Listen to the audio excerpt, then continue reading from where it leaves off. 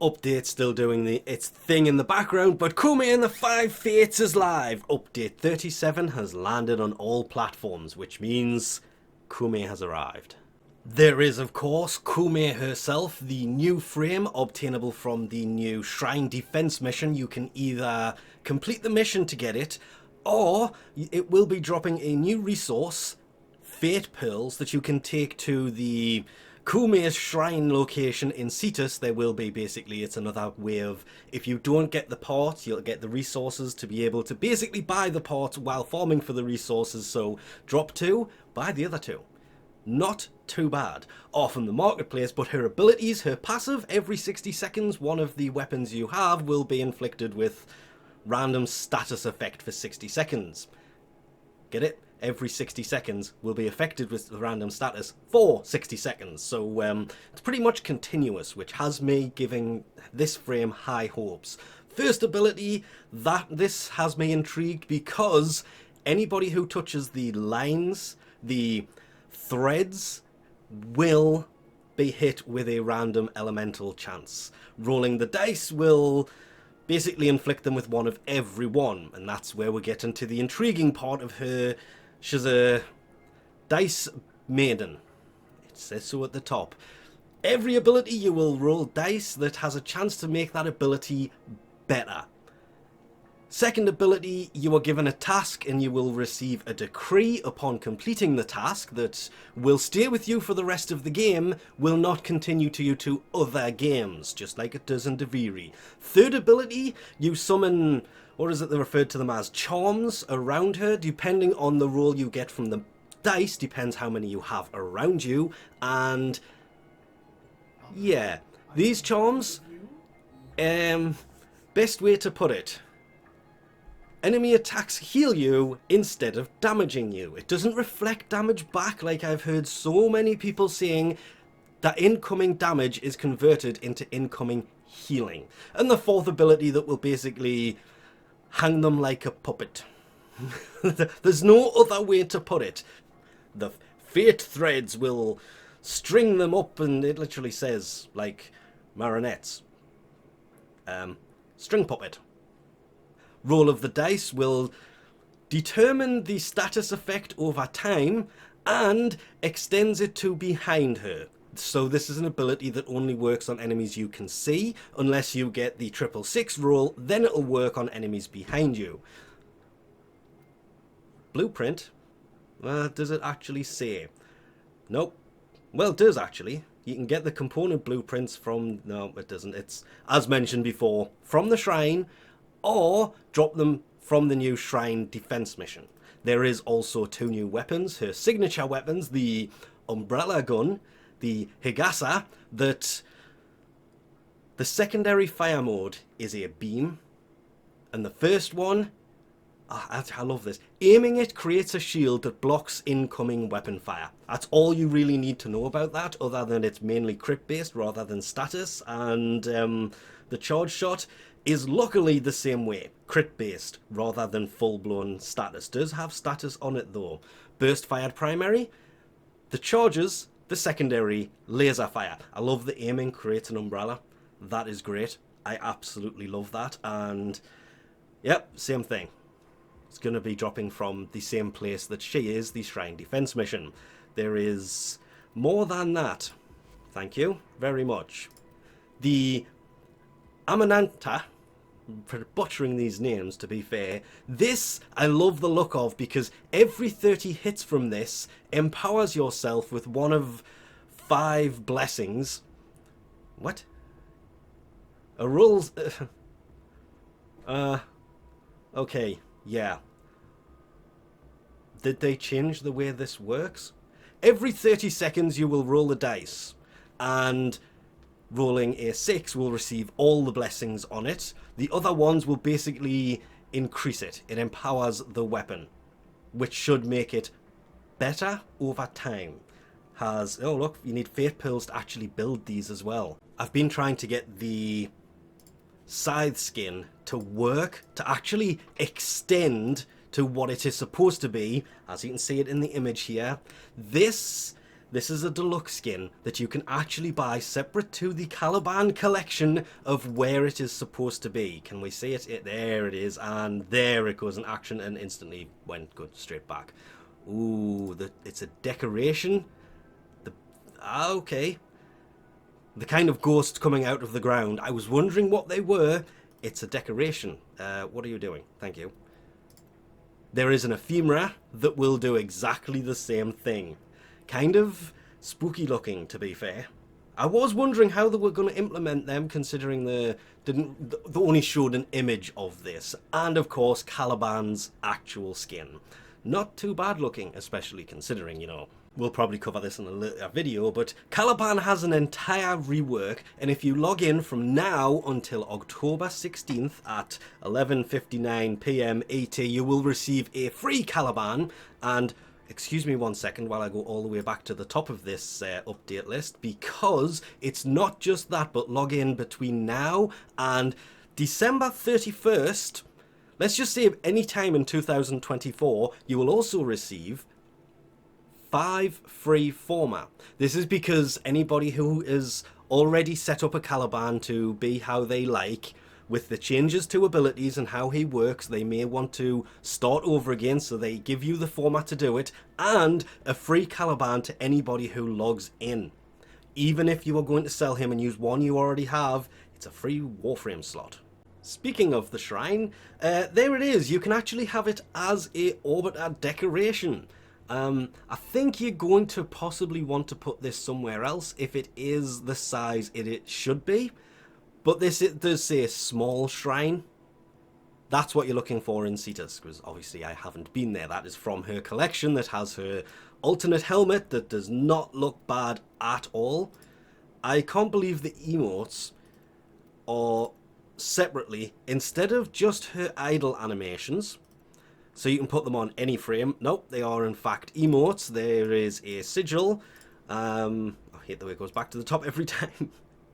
A glyph, and well, the shrine. What I was looking for there was Volt's deluxe skin is here, and I absolutely love this thing.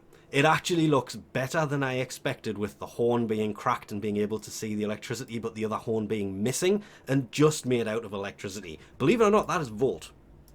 It doesn't look like Volt. Actually, it looks kind of a little bit like Volt.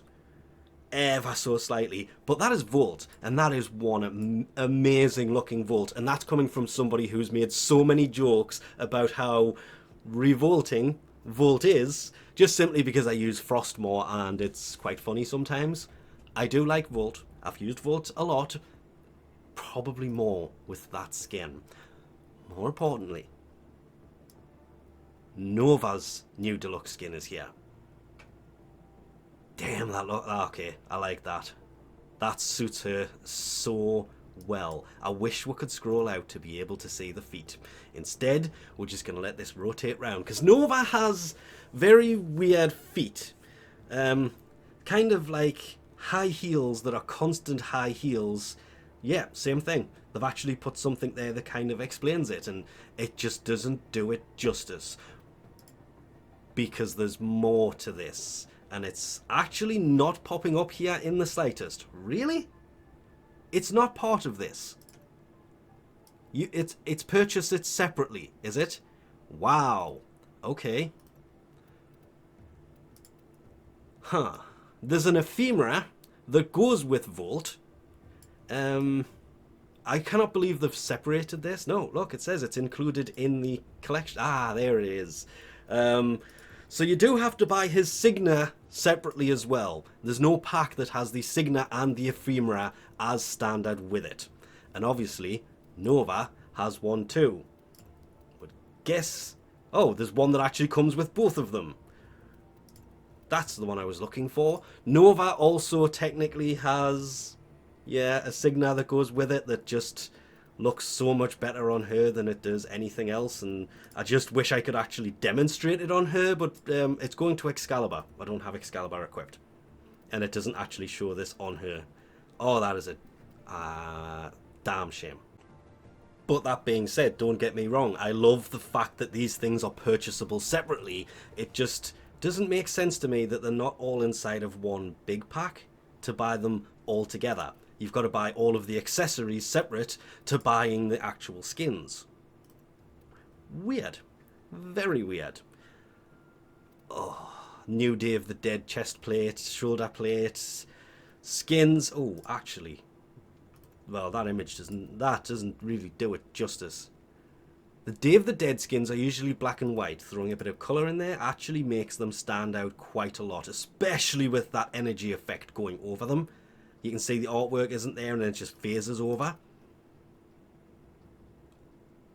The fact it goes up the magazine.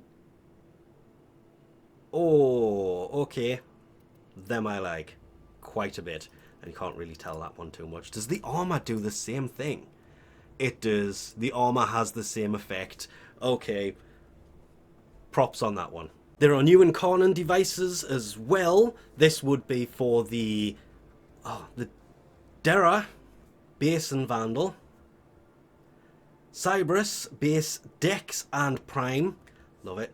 The Sestra, the Sakaris, does include the primes, always does, and the Okana also includes the primes. This is going to be a new week 8 to the whole incarnon Genesis devices doing the steel path on the circuit in Deviri, which means you're going to have to wait forever for these things to come around on October the 7th at midnight UTC. That's right, it's basically next week's. So the new incarnons will make their first appearance next week. Quick mention, just because I know people are going to turn around and say it, Companion Rework Phase 2 has finally come to be a thing, but I'm not going to go too much into it other than, yeah. All types of Kuvro damage, 304, instead of it being different for every single one. And an absolute, this is all changes to different abilities and different enemies, and yeah, it's a bit mad when you go into the companion mods and rebalancing of the sentinel weapons as well. That's a whole thing for another time, because there's going to be a lot of testing involved, especially with some of the newer ones that have just been primed that are missing from this list. By the way, the latest Prime Sentinel weapon is not on this list. I did notice that one. Wonder if they actually changed it or whether they just left it alone. Purchasing an arcane from a vendor will display how many arcanes of that type you have to each rank. Because at the minute you don't know how many you've got unless of course you come in and you have a look at it and you go, okay, how many have I got of this one particular one? Well, I'll have to go through and find out how many I have and how many I have upgraded, and it just makes it simpler. Probably my favourite change from all of this that I have to kind of look at pretty much instantly. That took entirely too long for me to figure out. I should have just looked it up instead. The favourite system will now take whatever weapon you like to use a lot, but don't use all the time and are sick of having to basically go in and type the name of it to find it. You can just click this button in the top right that says Add to Favourite. It's weird simply because that does not look like a favourite symbol, it's a star. I was looking down here and no, you click that and that weapon is thrown all the way to the top. Got for Prime, of course, what I currently have equipped. This system does, of course, yes, I have gone and found it in the update notes, don't worry. It includes frames, so you can do it to frames. This is a great system, I love this. Because I'm one of those people that goes in and types the name of a frame instead of scrolling through, or types the name of a weapon instead of looking through. Then, when I go to make a video, forget the name of the same weapon I could have just typed the name for. So it does work for Warframes as well, and I love that feature. Same as the fact it now shows you on relics which prime parts you have for them.